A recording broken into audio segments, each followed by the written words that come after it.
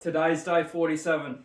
Until I make $10,000 a month from remote sales. Let's go. Now, if you had watched yesterday's video, you would know that I would be waiting on my mentor's message in terms of the path that I should go down in order to best succeed in the industry. That answer is coming up later in the video. Stick around. Now, for the first couple of hours or so, all I did was start memorizing those closing flashcards where I memorized each of the phases and each of the objectives of each of those phases.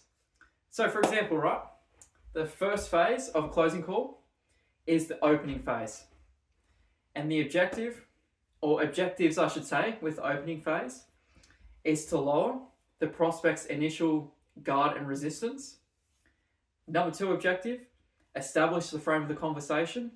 And then finally, number 3, extract a small initial goal. That's what I've remembered for the first phase, and I've done this for also the second phase and third phase as well, which is current situation and problem awareness. I'm building on that until I can memorize all the objectives for each of the phases and what each of the phases are called. So by Tuesday, when we have our second week of the closing crash course, if Connor asks anyone, have they memorized each of the objectives and understand each of the objectives, I'll put my hand up and be like, yep, I'll prove it to you. Bring it on. Now, we get into networking straight after that. Building connections by first of all, replying back to messages that we already had. Doing follow-ups, because that's what I haven't been doing. Making sure to follow up on initial connection requests. And then 3 days after I've messaged that response, I reach back out to them again. And then building on top of that, I went through all of the US company list, as you can already see on screen, and I started off with one of them. They had plenty of reps, so all I did, same strategy, just take 5, send a personalized connection request, and then do the same